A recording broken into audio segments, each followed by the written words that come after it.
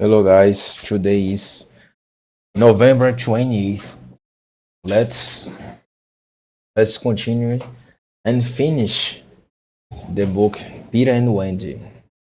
The chapter 17 is the last one.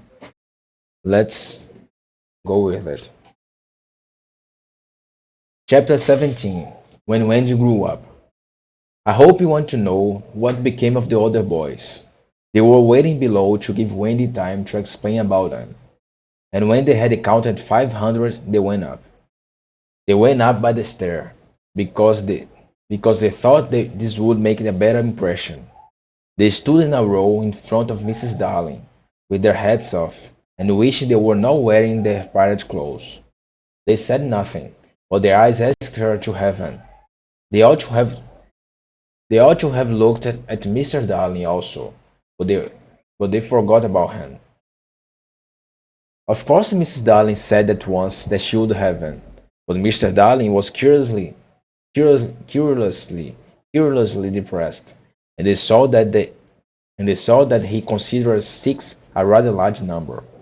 I must say, he said to Wendy, that you don't do things by halves, a grudging remark which the twins thought was pointed at them. The first twin was the proud one, and he asked, flush. The first twin was the proud one, and he asked, flushing, "Do you think we should be too much of a handful, sir? Because if so, we can go away." "Father!" Wendy cried, shocked.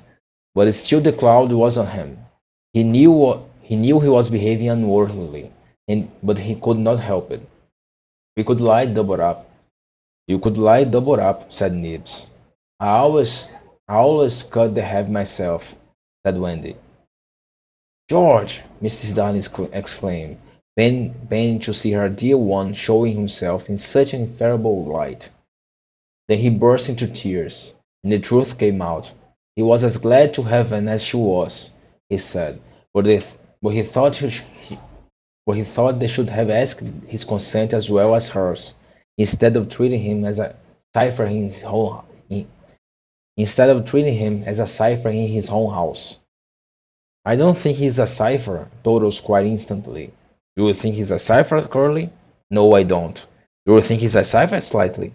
"Rather not." "Twin, what do you think?" It turned out that none of them thought him a cipher, and he was absolutely gratified, and said he would find space for them,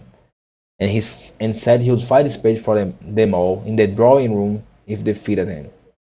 "We'll fit in, we'll fit in, sir. We'll fit in, sir," they assured him. "Then follow the leader," he cried gaily. "Mind you, I'm not sure that we have a drawing room, but we pretend to have, and it's all the same. Hoopla!" He went off dancing through the house, and they all cried "Hoopla!" and danced after him, searching for the drawing room, and I forget whether they found it. But at any rate they found corners, and all fitted in. As for Peter, he saw Wendy once again before he flew away. He did not exactly come to the window. He did not exactly come to the window, but he brushed against it, in passing so that she should open if she liked and call to him. That is what she did. "Hello, Wendy. Goodbye," he said. "Oh dear, are you going away?" "Yes." You don't feel, Peter," she said falteringly.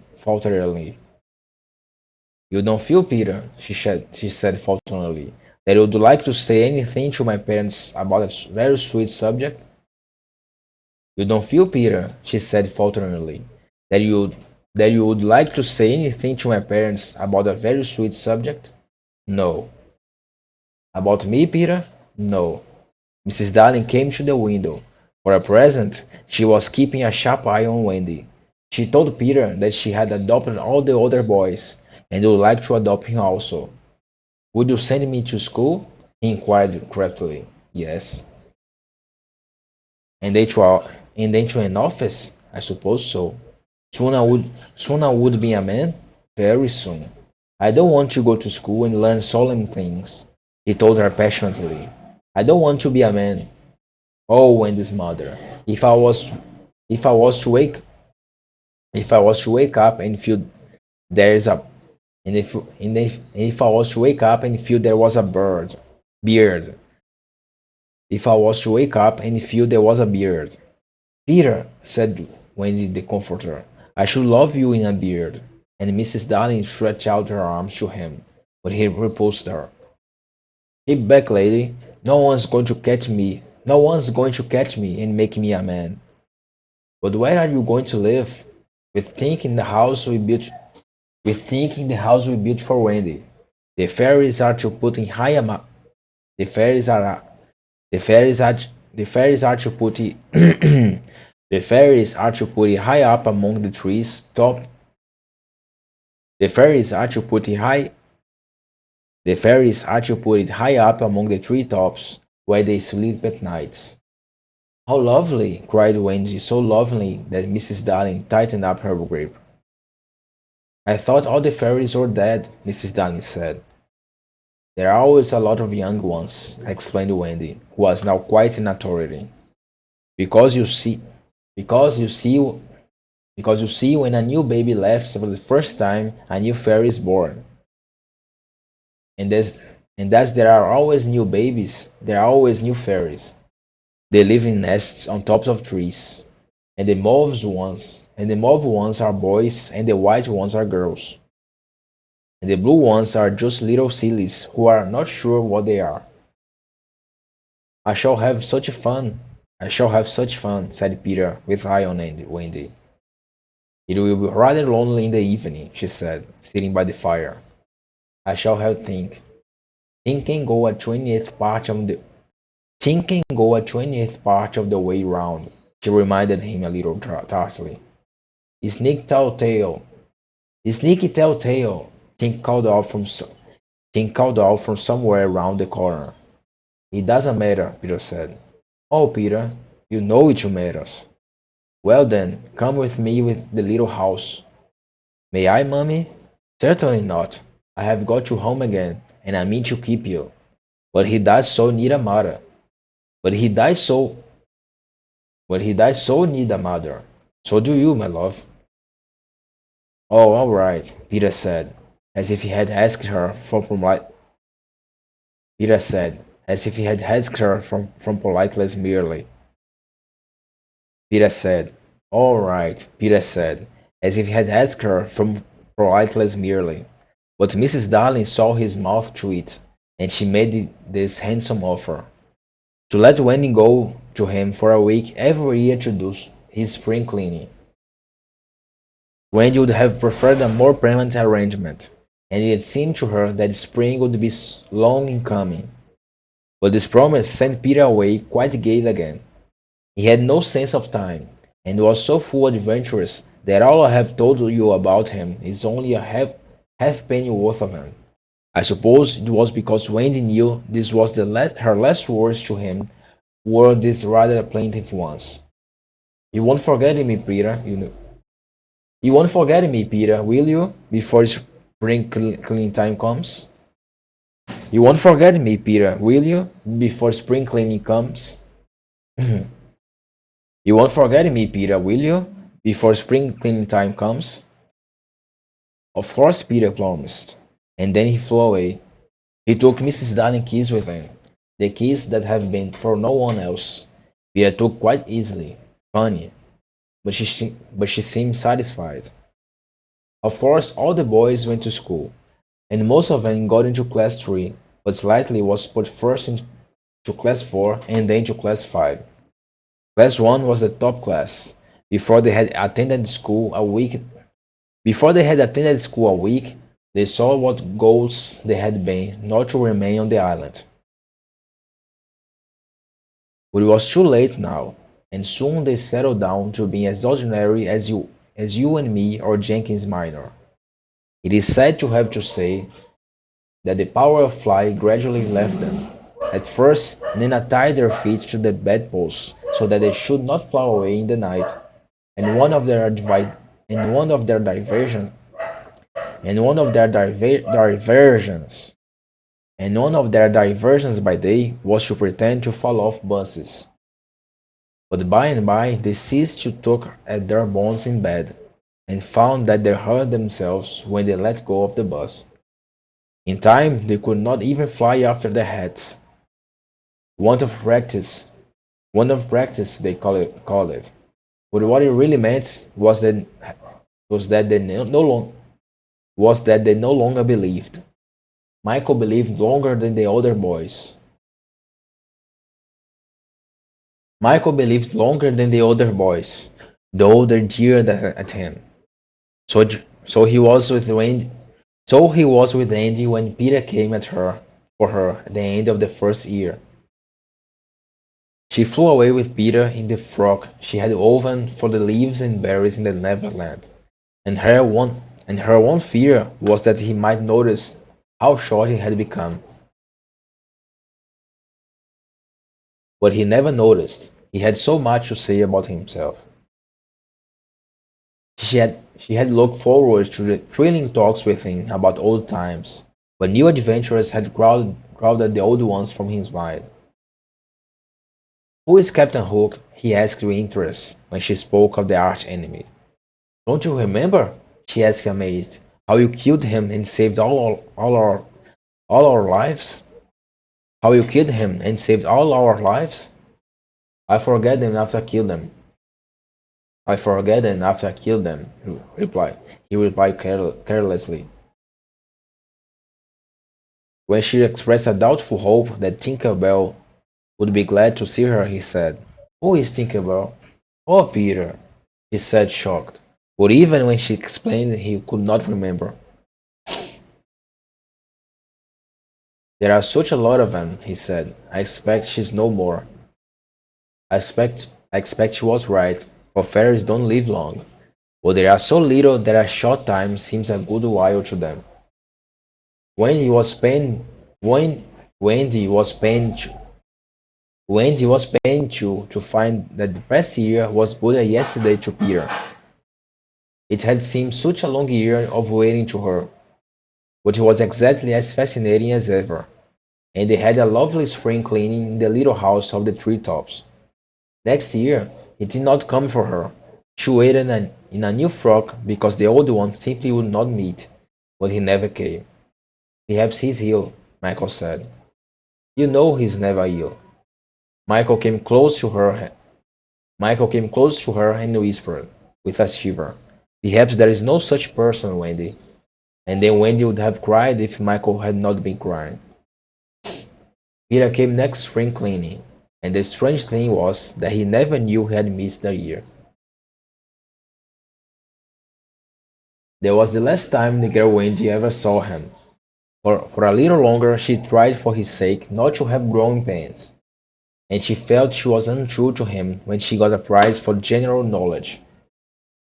But the years came and went without bringing the careless boy, and when they met again, Wendy was a married woman, and Peter was no more to her than a little dust in the box in which she had kept her toys.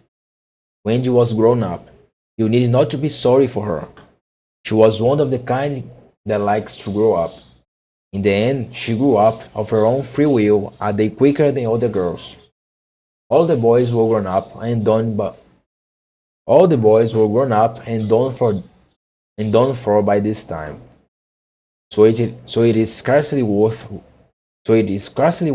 saying anything more about them.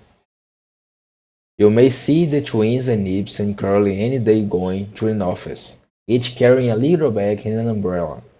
Michael is an engine driver.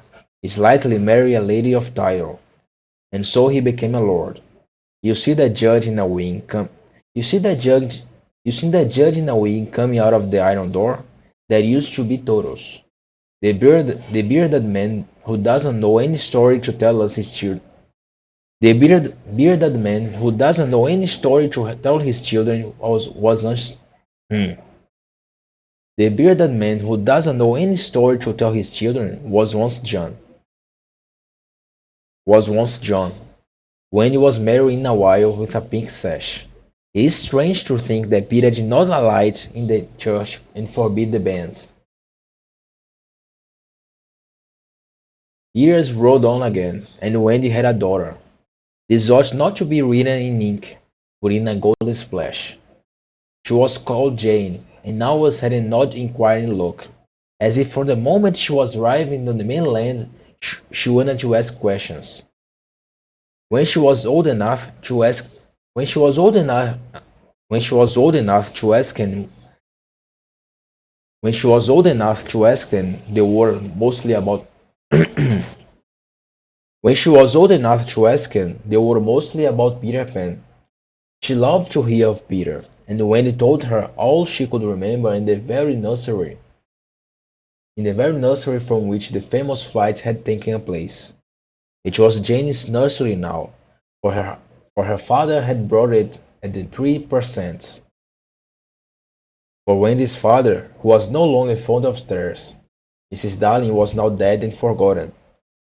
There were only two beds in the nursery now, Jane's and her nurse's, and there was no kennel, for Nana also had passed away.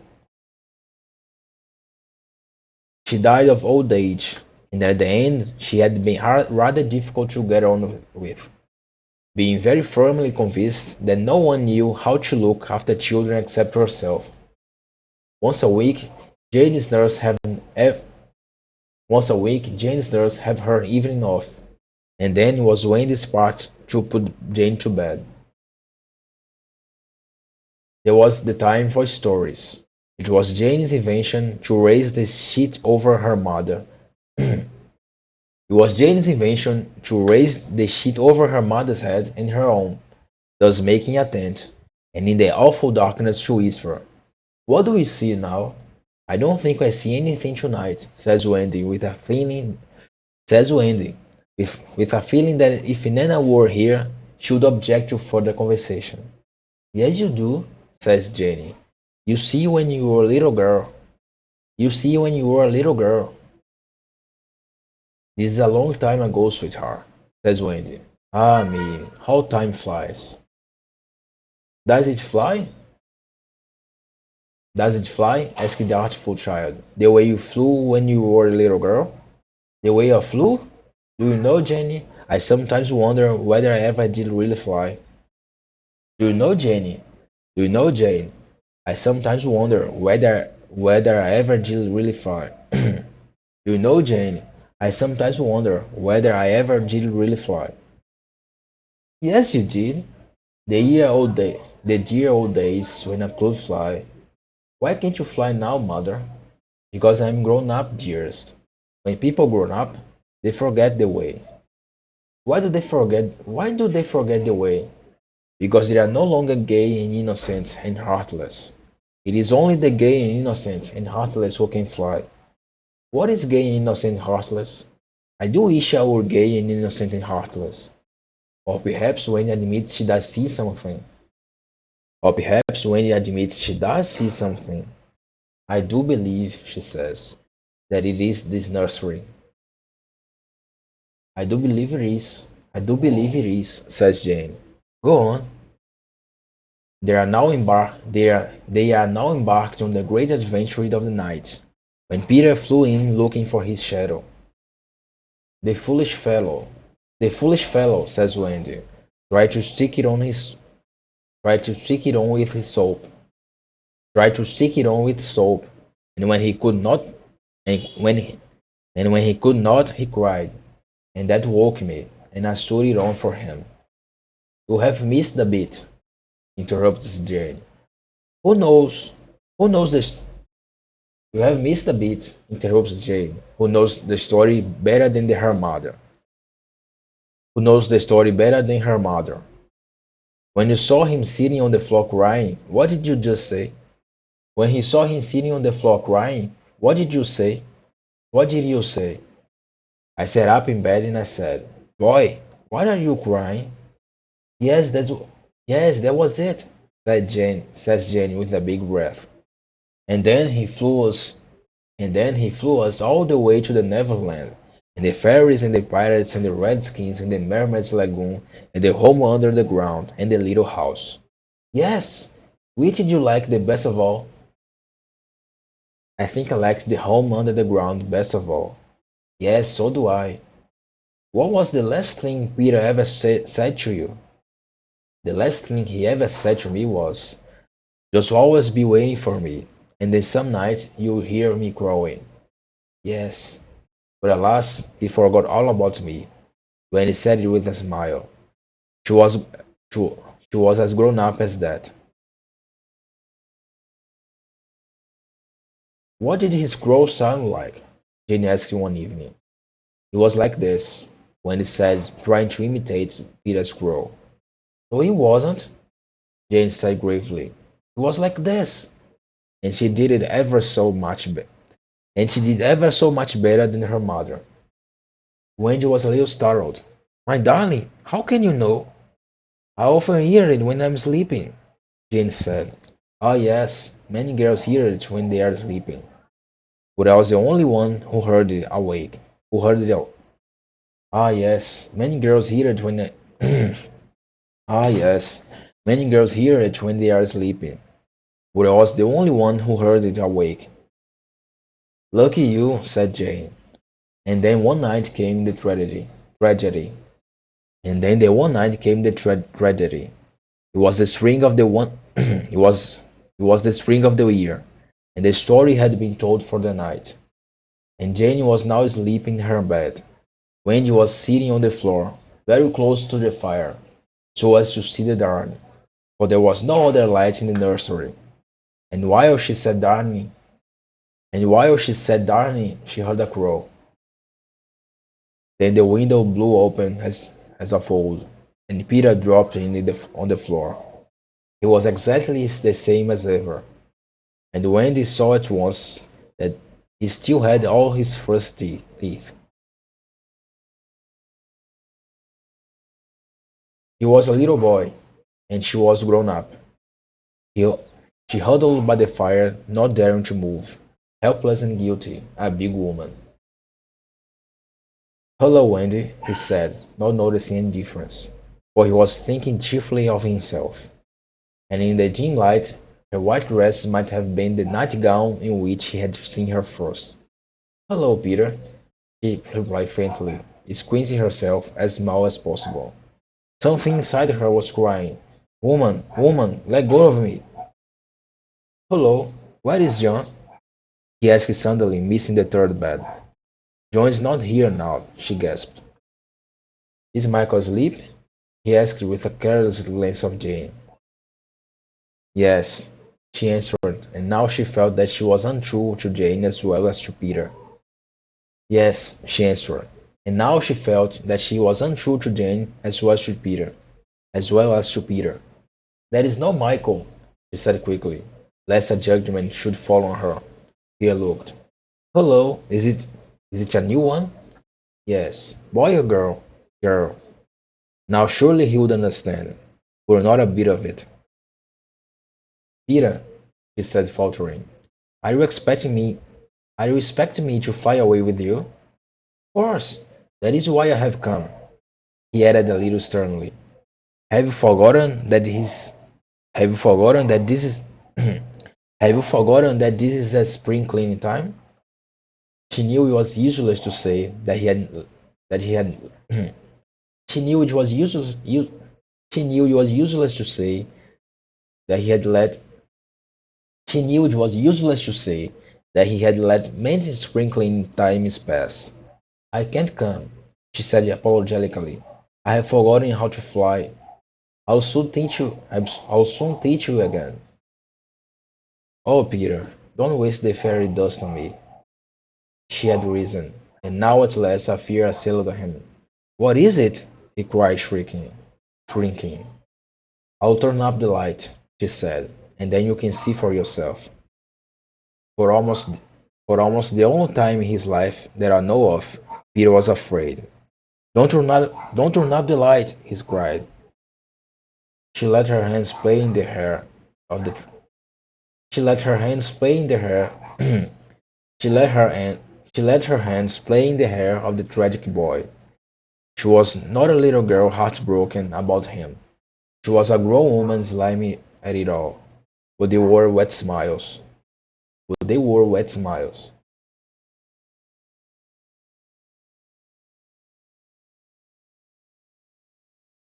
What is it? He cried again. She had to tell him. I'm old, Peter. I'm ever so much more than 20. I grew up long ago. You promised not to. I couldn't help it. I'm a married woman, Peter. No, you're not. Yes, and the little girl in the bed is my baby. No, she's not. But he supposed he was. But he, but he supposed she was. And he took a step towards. And he took a step towards the sleepy child with his dagger. But he supposed she was. And he took a step towards the sleepy child with his dagger upraised. With his dagger upraised. But he supposed she was. And he took a step towards the sleeping child with his dagger upraised. Of course she did not strike. Of course he did not strike. He sat down on the floor instead of he sat down on the floor he sat down on the floor instead and sobbed. And Wendy did not know how to comfort him, though she could have done it easily once. She was only a woman now, and she ran out of the room to try to think. Peter continued to cry, and soon his sobs woke Jane. Peter continued to cry, and soon his sobs woke Jane. She sat up in bed, and was interested at once. Boy, she said, why are you crying? Peter rose and bowed to her, and she bowed to him from the bed. Hello, said. Hello, said Jane. My name is Peter Pan, he told her. Yes and no. I came back for my mother, he explained, to take her to the Neverland. Yes and no, Jane said. I have been waiting for you. When Wendy returned diffidently, when Wendy returned diffidently, when Wendy returned, when Wendy returned diffidently, when Wendy returned diffidently, she found Peter sitting on the bedpost crowing gloriously, while Jane in her nightly, while Jane in her nighty, while Jane in her nighty was flying round the room in solemn ecstasy. She is my mother, Peter explained, and Jane descended and stood by his side, with the look in her face that he liked to see on ladies. With the look in her face that he liked to see on ladies when they gazed at him. He does so need a mother. He does so need a mother, Jane said. Yes and no, Wendy admitted rather forlornly. Yes and no, Jane admitted rather forlornly.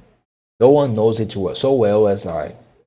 Goodbye, said Peter to Wendy, and he rose in there, and the shameless Jane rose with him. It was already her easiest way of moving about. Wendy rushed to the window. No, no, she cried. It is just for spring cleaning time, Jane said. He wants me always to do his spring cleaning. If only I could go with you. Wendy sighed. You see you can fly. You see you can fly, said Jane. Of course in the end Wendy let Of course in the end Wendy let them fly together. Of course in the end Wendy let them fly away together. Our last glimpse of her showed her at the window, watched them receding into the sky, receding, receding into the sky until they were as small as stars. As you look at Wendy, you may see her hair.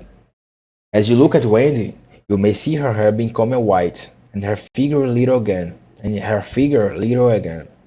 For all this happened long ago. Jane is now a common grown-up, with a daughter called Margaret, and every spring clean time, except when he forgets, Peter comes for Margaret and takes her to the Neverland, where she tells him stories about himself, to which he listens eagerly. When Margaret grows up, she will have a daughter, who is to be Peter's mother in turn, and thus it will go on, so long as children are gay and innocent and heartless. And that's the end. That's the end of Peter and Wendy. Thanks for the ones that at least opened this video for no longer than 10 seconds. I appreciate it. Goodbye.